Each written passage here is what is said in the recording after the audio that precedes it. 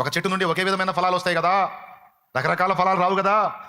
కానీ ఏం చేద్దాం, ఉన్నది ఆ నోరే, ఆ నోటి నుంచే మీరు ఆశీర్వచనం పలుకుతారు, ఆ నోటి నుంచే శాపవచనం పలుకుతారు. అలా ఉండవద్దు.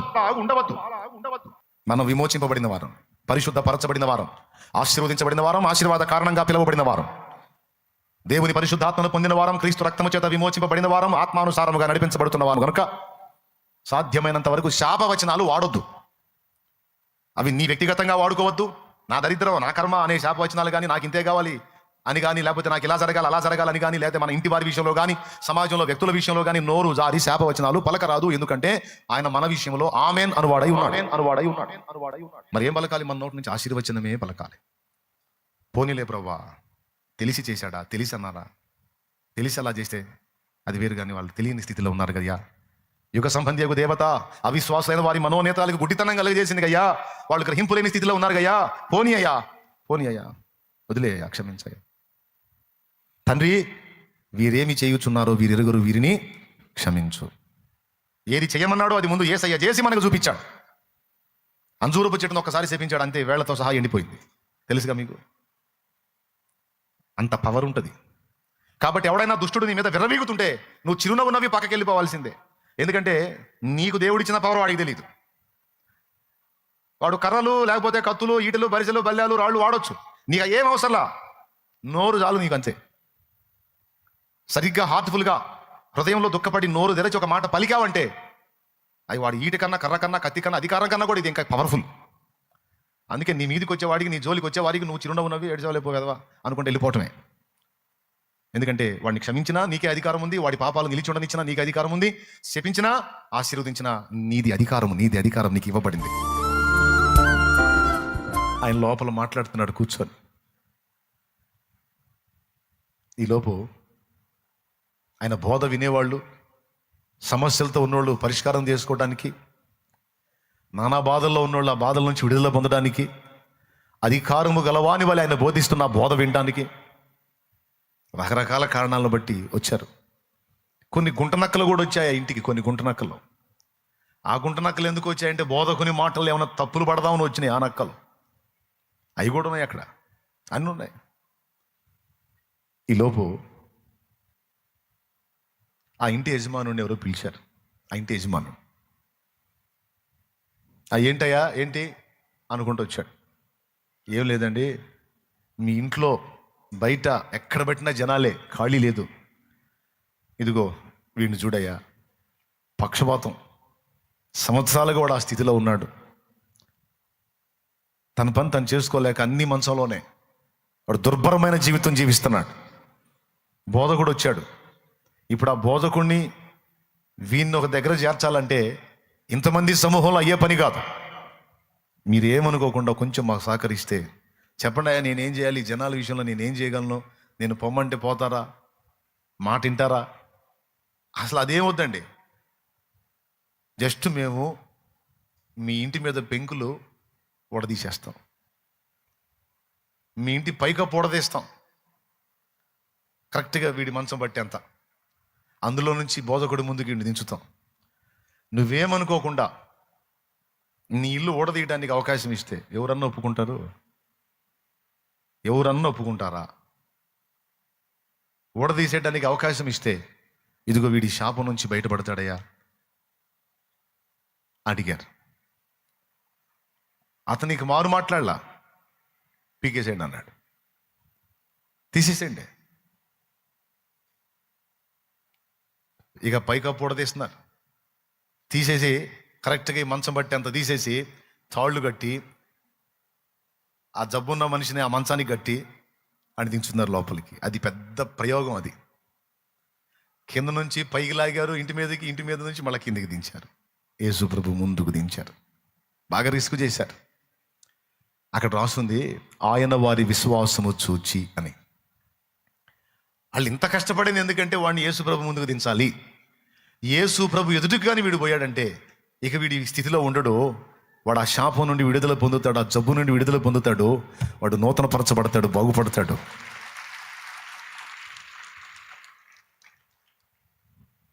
ఇప్పుడు వీనికి స్వస్థత వస్తే ఇంటాయనికి లాభమే ఉంది. యాయిరు ఇంటికి పోయాడంటే కూతురు బతికిందే అది ఆయనకి లాభం. కానీ ఇక్కడ వీనికి పక్షవాతపు జబ్బు తగ్గిద్ది, ఇల్లేమో పోయిద్ది, ఇల్లు ఊడిపోతుంది. కానీ చూడండి, నా ఇల్లు పోతే పోయింది, కానీ వాని ఇల్లు బాగుపడాలి. నా ఇల్లు పోతే పోయింది, వాని ఇల్లు బాగుపడాలి అని యేసు ప్రభు ఎదుటికి వాడిని దించడానికి, తన ఇల్లుని కోల్పోవడానికి అప్పగించాడు ఆ ఇంటి యజమానుడు. ఫలితంగా అన్ని సంవత్సరాల నుంచి పక్షవాతపు జబ్బుతో బాధపడుతున్న ఆ రోగి యేసు ప్రభు ముందుకు చేర్చబడినప్పుడు యేసు ప్రభు రెండు మాటలు అన్నాడు. కుమారుడా, నీ పాపములు క్షమింపబడి ఉన్నవి. నీవు లేచి నీ మంచం ఎత్తుకొని నడువు అన్నాడు. వెంటనే నేను చెప్పా కదా, నక్కలు ఉన్నాయాడని. పాపములు క్షమించడానికి ఇతడెవరు? ఇతడేమన్నా దేవుడా? నీ పాపాలు క్షమించబడి ఉన్నాయి అంటున్నాడు. పాపాలు క్షమించే అధికారం దేవునికే ఉంది. ఇతనేమన్నా దేవుడా? ఇలా ఎందుకంటున్నాడు? ఇతను దేవదూషణ చేస్తున్నాడు, దేవుడి స్థానాన్ని తను తీసుకుంటున్నాడు, తాను ఒక దేవుడైనట్టు ప్రవర్తిస్తున్నాడు అని ఈ నక్కలు సణుక్కోవటం మొదలు పెడితే యేసు ప్రభు హృదయాలు ఎరిగినోడు కదూ. హృదయాలు ఎరిగినోడు, మనం లోపల ఏమనుకుంటున్నామో తెలిసిపోద్ది ఆయనకి. ఆ రోగికి వెళ్ళి చూసేవాడు ప్రభు వీళ్ళ వైపు తిరిగి, మీలో మీరేమి తలంచుతున్నారు? నీ పాపములు క్షమింపబడి ఉన్నవి అని ఒకనితో చెప్పుట సులభమా? నీవు లేచి నీ మంచం ఎత్తుకొని నడువు అని చెప్పుట సులభమా? అయినను మీరు ఒకటి గ్రహించాలి, భూమి మీద పాపములను క్షమించుటకు మనుష్య కుమారునికి అధికారము కలదని మీరు గుర్తించాలి అన్నాడు. హల్లెలూయా, హల్లెలూయా. భూమి మీద పాపములు క్షమించే అధికారం ఎవనికి ఉందంటే ఒకే ఒక్కనికి ఉంది, అది దైవ కుమారునికి ఉంది. మనుష్య కుమారుడుగా భూమి మీదకి వచ్చిన ప్రభువుకే ఉంది. తర్వాత ఆయన ఎవరికి అధికారం ఇస్తాడో వాళ్ళకుంది. ప్రభువుకి పాపాలు క్షమించే అధికారం ఉంది. తర్వాత ఆయనే సంఘమునకు అధికారం ఇచ్చాడు. మీరు ఎవరిని క్షమింతురో వాడు క్షమింపబడును, మీరెవని పాపములు నిలిచి ఉండనిత్తురో వాని పాపములు వానికి నిలిచి ఉండును అన్నాడు. ఆ మాట ఎప్పుడైనా మీరు ఆలోచించారా? ఎవని పాపములు మీరు క్షమింతురో వానికి అవి క్షమింపబడును, ఎవని పాపములు నిలిచి ఉండనిత్తురో వారికి అవి నిలిచి ఉండును. యోహాను సువార్త 20వ అధ్యాయం 22వ వచనం చూడండి. ఆయన ఈ మాట చెప్పి వారి మీద ఊది, పరిశుద్ధాత్మను పొందుడి.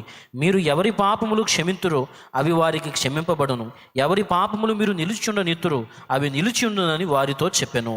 అది పాపాలు క్షమించే అధికారం ఫస్ట్ యేసయ్యకుంది. తరువాత ఆయన సంఘముగా ఆయన రక్తము చేత కడగబడి ఆయన యందు విశ్వాసమును బట్టి దేవుని కుమారులంగా కుమార్తెలంగా మార్చబడిన మనకు కూడా యేసయ్య అధికారం ఇచ్చాడు. మీరెవరి పాపములు క్షమిస్తారో వాడికి అవి క్షమించబడతాయి. ఎవరి పాపాల విషయంలో మీరు క్షమించలేదో ఆ పాపాలు వాడి మీదకి వస్తాయని చెప్పాడు. అందుకే చాలాసార్లు మనకి ఆయన ఇచ్చిన వార్నింగుల్లో ఒకటి ఏమిటో తెలుసా? మీరు క్షమించాలి, క్షమించాలి, క్షమించాలి, క్షమించాలి అన్నాడు. నిద్ర వచ్చిన గట్టిగా స్తోత్రం చెప్దాం. నాకు తెలుసు మీరు బుక్ అవుతారని. మెలుగుతో ఉన్న వాళ్ళు చెప్దాం, గట్టిగా చెప్దాం ఇంకోసారి. యేసు ప్రభు చాలా చోట్ల ఈ మాట ఎందుకు రాయించాడో తెలుసా? మీరు క్షమించండి, క్షమించండి, క్షమించండి, క్షమించండి. మీరు క్షమించండి, అప్పుడు మీరు క్షమించబడతారు. మీరు క్షమించకపోతే మీరు క్షమించబడరు అని ఎందుకు ఇంత బలమైన మాటలు రాయించాడో తెలుసా? గ్రంథంలో ఆయన ఎందుకు పలికాడో తెలుసా?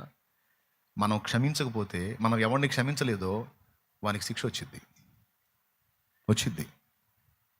మనం ఎవరి విషయంలోనైనా అభ్యంతరపడి బాధపడి వాని విషయంలో మనం గాయపరచబడి వాని పాపములను మనం క్షమించలేకపోయామంటే దాని తాలూకు ఫలం వాడు అనుభవించక తప్పదు. మనం పోనీలే ప్రభా వదిలేస్తున్నానయ్యా పోనీ అనుకుంటే వాడు బతికిపోతాడు. అలా నువ్వు అనుకోలేదనుకో వాడు అవుట్. యేసయ్య పాపాలు క్షమించకపోతే మనుషుడు ఎవడని ఉంటాడా? అలాగే ఆయన సంఘము కూడా ఆయన వల్లే క్షమించేదై ఉంటేనే ఇతరులకు మనుగడ. సంఘము క్షమించకపోతే వారి పాపాలు వారికి నిలిచి ఉంటాయి. అవి భూమి మీద వారి మీదకి వస్తాయి, చచ్చాక తీర్పులో కూడా వస్తారు. అందుకే సంఘమా, నా అధికారం మీకు ఇచ్చున్నాను, మీరు కూడా నాలాంటి మనస్సు కలిగి క్షమించే బుద్ధి కలిగి ఉండండి. మీరు పగబట్టారంటే వాళ్ళు నాశనం అవుతారు. మీరు పోనీలే అనుకుంటేనే వాళ్ళకి మనుగడ అని చెప్తున్నాడు యేసయ్య. ఏమన్నా అర్థమైందా మీకు? కావాలంటే ఎవరన్నా క్షమించకుండా చూడండి, వాళ్ళు ఏ గతి పడతారు. క్షమించకపోతే మళ్ళీ నీకు కోటింగ్ ఉంటుంది. అర్థమైందా? కొన్ని రకాల విద్యలను గురువు నేర్పేటప్పుడు, కొన్ని మర్మ విద్యలు శిష్యులకు గురువు నేర్పేటప్పుడు ముందుగా వాళ్ళ దగ్గర ఒక ప్రమాణం తీసుకుంటాడు. ప్రాణాపాయము సంభవించినప్పుడు తప్ప మరి ఏ సందర్భంలో కూడా ఈ విద్యను నేను వాడను అని ప్రమాణం చేయి. లేకపోతే వాడికి ఆ విద్య వచ్చిందనుకో, చిన్నదానికి పెద్దదానికి దాన్ని వాడాడనుకో, జనం నాశనం అవుతారు. అందుకని నీ ప్రాణాపాయం వచ్చినప్పుడు మినహాయించి ఎప్పుడు కూడా దీన్ని వాడనని ప్రమాణం చేయని కొన్ని రకాల మర్మ విద్యలను నేర్పే గురువులు శిష్యుల చేత ప్రమాణం చేయించుకుంటారు. తెలుసా మీకు ఆ సంగతి? తెలీదా? ఇప్పుడు నేను చెప్పాగా, తెలుసుకోండి. దేవునికి స్తోత్రం. అలాగే యేసు ప్రభు కూడా మన చేత ఈ ప్రమాణం తీసుకున్నాడు అనమాట. మీరు క్షమించాలి. క్షమిస్తారా? మీరు క్షమించండి, అప్పుడు వాళ్ళ పాపాలు క్షమించబడతాయి. మీరు నిలిచి ఉండనిచ్చారా పాపాలు, వాళ్ళకి అంతే ఉంటాయి. ఎందుకంటే నా అధికారం మీకు ఇస్తున్నాను అన్నాడు. భూమి మీద పాపములు క్షమించే అధికారము యేసయ్యకుంది, తర్వాత సంఘమునకుంది. అర్థమైన వాళ్ళు 2 చేతులు ఎత్తి స్తోత్రం చెప్పండి, అధికారం ఇచ్చిన దేవునికి. కాబట్టి ఇక్కడ నువ్వు ప్రతీకారంగా పగ తీర్చుకోవటం కాదు. ఇక్కడ నీకు ఇవ్వబడిన అధికారం పగ తీర్చుకోవటానికి కాదు. నీ బలమేందో, నీకు ఇచ్చిన కృపా వరమేందో నువ్వు ఎదిగి నీ మీద వెర్రవీగే వాడి విషయంలో ఏయ్ అంటాం కాదు. ఏడ్చాపోరా ఎదవా, నేను క్షమించకపోతే సత్తావురా నువ్వు అని నువ్వు దాటి వెళ్ళిపోవటమే. నీ మీద వెర్రవీగే వాడి విషయంలో నువ్వు పెట్టుకున్నావా కడుపులో, వాడు పోతాడు. ఇప్పుడన్నా అర్థమైందా? ఇంకా అర్థం కాలేదా? కాకపోయినా ఇక నేను చెప్పను. స్తోత్రం. ఎందుకంటే ఆ కృప ఇచ్చాడు మనకి దేవుడు. అందుకే తొందరపడి ఎవరిని శపించొద్దని చెప్తాను నేను. కొంతమంది తల్లులు పిల్లల్ని శపిస్తుంటారు, క్రైస్తవులు, దేవుని పిల్లలు. కొంతమంది సమాజాన్ని శపిస్తారు, కొంతమంది ఇరుగు పొరుగుల్ని శపిస్తారు.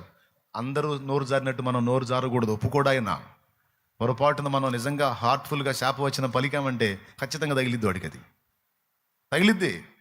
అందుకే మీ నోట శాపవచనము రానియొద్దు అంటాడు బైబిల్లో, ఉంది ఆ మాట. ఆశీర్వచనమే కానీ మీ నోట శాపవచనము పలుకవద్దు అన్నాడు. ఎక్కడన్నాడు చూస్తారా?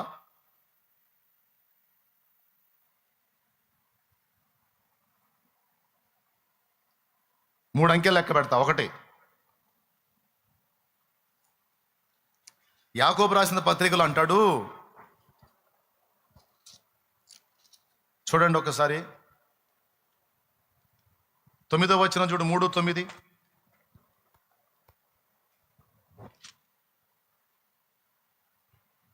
దీనితో తండ్రి అయిన ప్రభువుని స్తుతింతుము, దీనితోనే దేవుని పోలికగా పుట్టిన మనుషులను శపింతుము. ఒక్క నోట నుండి ఏ ఆశీర్వచనమును శాపవచనమును బయలువెళ్ళును. నా సహోదరులారా ఇలాగుండకూడదు. ఆశీర్వచనం పలికే నోరు నీది. మళ్ళీ చెప్పండి, అందరూ చెప్పండి, ఏ నోరు మంది? శాపాలు పలికే నోరు కాదు, ఆశీర్వాదాలు పలికే నోరు, ఆశీర్వచనాలు పలికే నోరు మనది. ఎల్లప్పుడూ అంతే ఉండాలి, ఎల్లప్పుడూ అంతే ఉండాలి. యేసు ప్రభు మత్తయి సువార్త 5లో చెప్తాడు, దూషణకు ప్రతి దూషణ చేయవద్దు, మిమ్మల్ని హింసించు వారి కొరకు ప్రార్థన చేయండి. దూషణకు ప్రతి దూషణ చెయ్యక వారిని ఆశీర్వదించండి అంటాడు. తెలుసా మీకు ఆ మాట యేసు ప్రభు అన్నాడని? నిన్ను తిట్టిన వాళ్ళని తిరిగి తిట్టొద్దు, దేవుడు నిన్ను దీవించుగాక అని చెప్పన్నాడు. కొంతమంది భక్తులు అలానే ప్రవర్తిస్తారు. తమ మీద ఎగబడి తిడుతున్న వాళ్ళని తిరిగి తిట్టరు.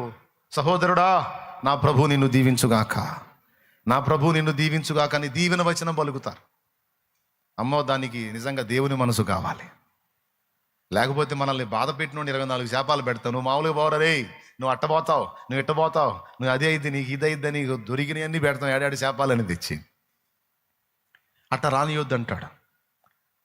మనకున్నది ఒకటే నోరు.